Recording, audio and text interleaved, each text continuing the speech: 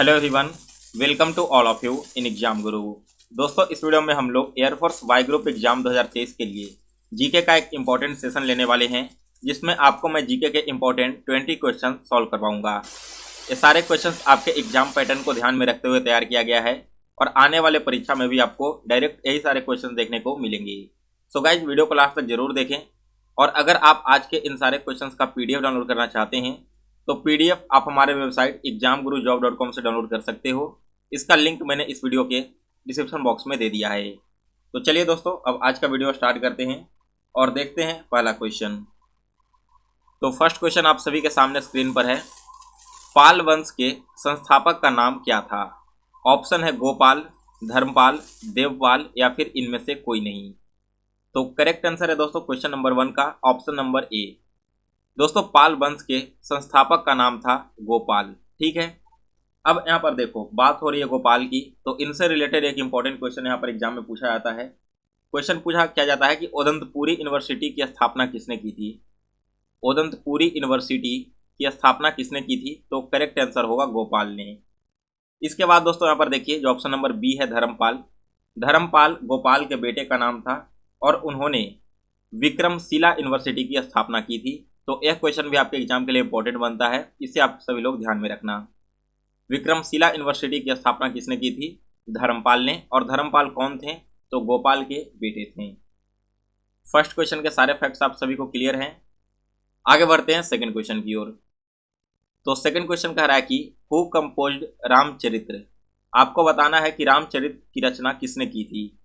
Option है कालिदास, विज्ञानेश्वर, कौटिल्य या फिर संध्याकर नंदी। तो करेक्ट आंसर है दोस्तों इस क्वेश्चन का option number D, Sandhyakar Nandi. जो रामचरित्र पुस्तक है इसकी रचना की गई थी संध्याकर नंदी के द्वारा। वही कई बार लोग कंफ्यूज क्या हो जाते हैं ना, यहाँ पर रामचरित्र पढ़कर उन्हें लगता है कि रामचरित्र मानस के बारे में पूछा जा रहा है, लेकिन दोस्तों यहाँ पर यह अलग पुस्तक है और रामचरित्र मानस जो है वो एक अलग काव्य है। अगर बात करें रामचरित्र मानस की तो इसकी रचना किया था किसने?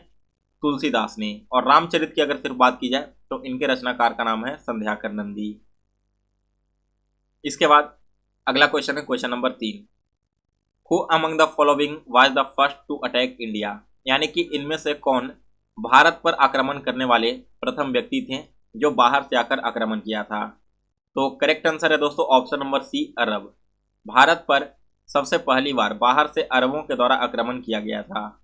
यहाँ पर दोस्तों आपको मैं बता दूं कि जो पहला सक्सेसफुल अटैक हुआ था इंडिया में वो हुआ था 712 एडी में। और किसके द्वारा किया गया था? तो यह अटैक किया गया था मोहम्मद कासिम के द्वारा। ठीक है, मोहम्मद बिन कासिम के द्वारा।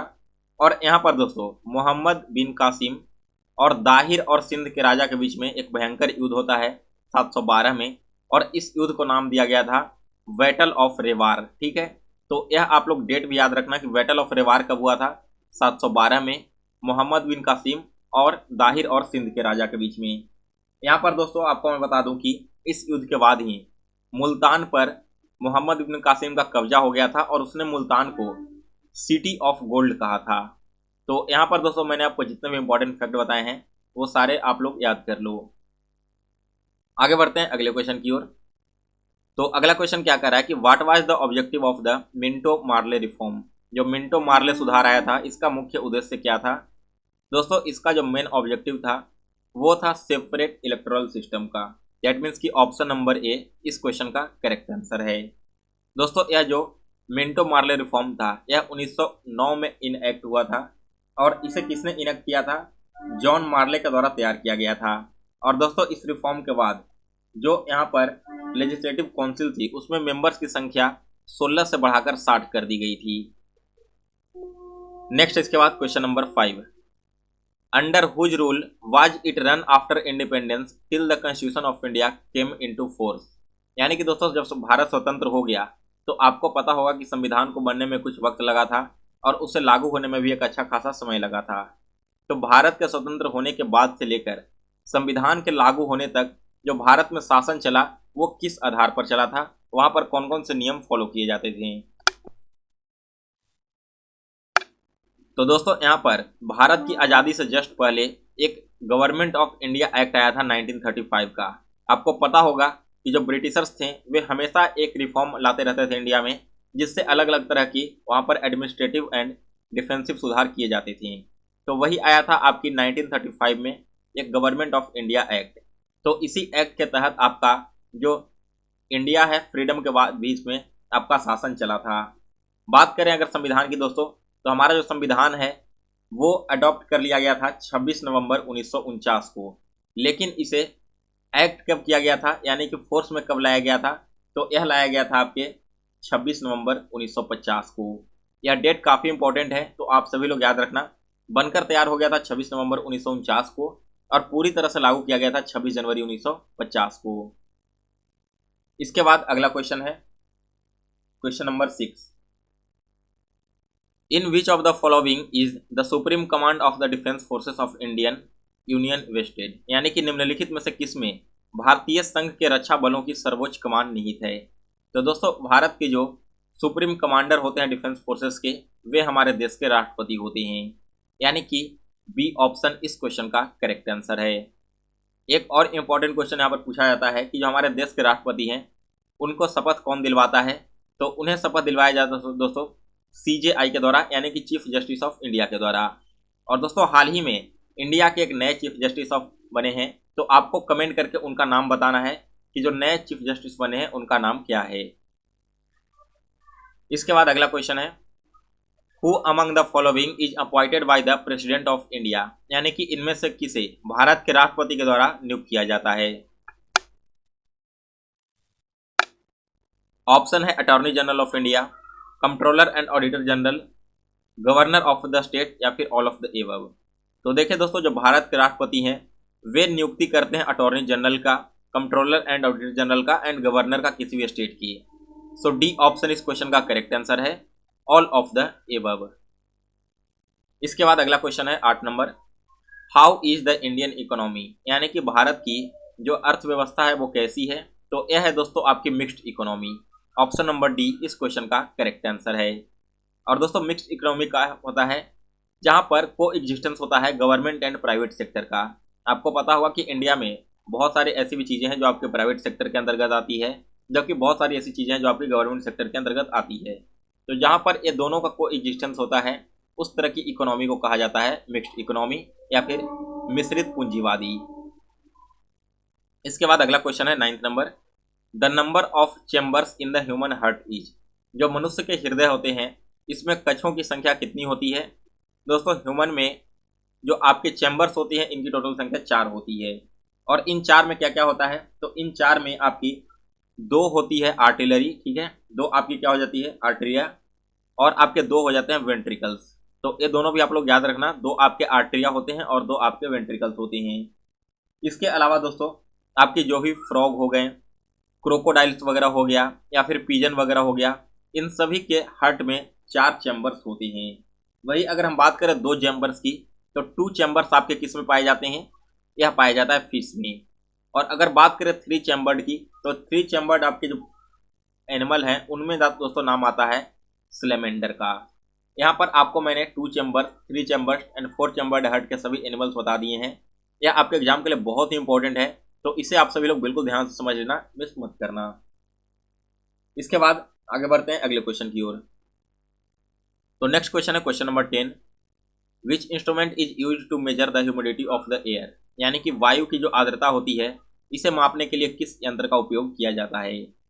दोस्तों वायु की आर्द्रता को मापने के लिए उपयोग में क्या किया जाता है, हाइग्रोमीटर का, यानी कि ऑप्शन नंबर ए इस क्वेश्चन का करेक्ट आंसर है।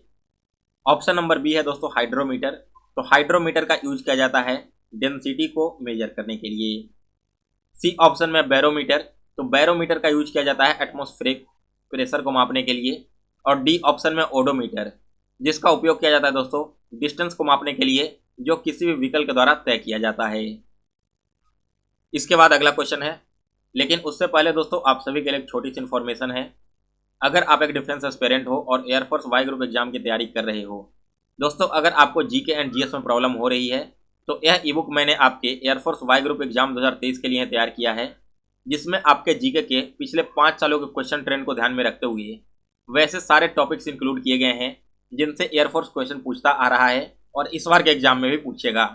इस ई बुक को अगर आप कंप्लीट कर लेते हो तो जीके में जो क्वेश्चन आने वाले हैं 90% से ज़्यादा क्वेश्चन आपको डायरेक्ट इसी ई बुक से देखने को मिल जाएंगे।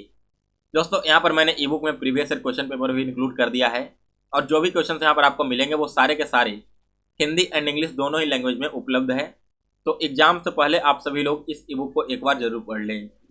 ई बुक को परचेज करने के लिए आप मेरे व्हाट्सएप नंबर पर मैसेज कर सकते हो या फिर मैंने डायरेक्ट लिंक दे दिया डिस्क्रिप्शन बॉक्स में, उस पर क्लिक करके भी आप इसे परचेज कर लेना। आपके ईमेल आईडी पर डाउनलोड करने का लिंक चला जाएगा। चलिए दोस्तों अब आगे बढ़ते हैं अगले क्वेश्चन की ओर और देखते हैं question number 11। Mohiniyattam dance form developed in which of the following states. जो मोहिनी अट्टम नृत्य शैली है वो किस राज्य में विकसित हुई है?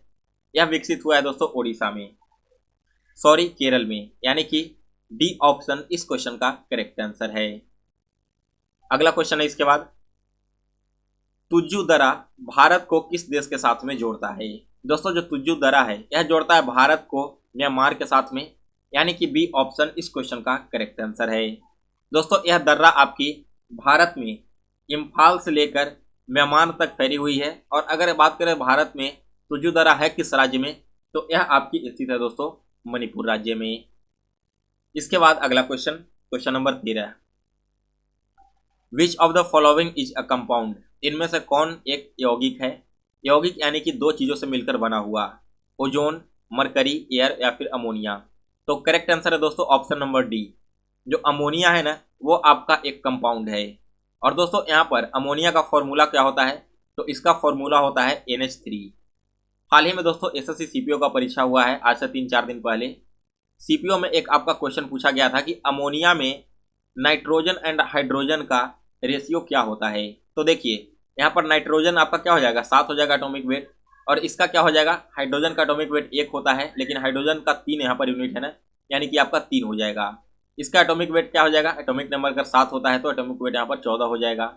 तो आपका रेशियो कितने का हो गया, 14:3 का हो गया। तो इसे भी आप लोग याद कर लेना कि जो अमोनिया है इसमें नाइट्रोजन और हाइड्रोजन इसी रेशियो में पाए जाते हैं। हाल ही में SSC CPO में क्वेश्चन पूछा गया है। इसके बाद अगला क्वेश्चन है, the world highest waterfall is. विश्व का सबसे ऊंचा जलप्रपात कौन सा है? इसका करेक्ट आंसर है ऑप्शन नंबर सी, एंजल जलप्रपात।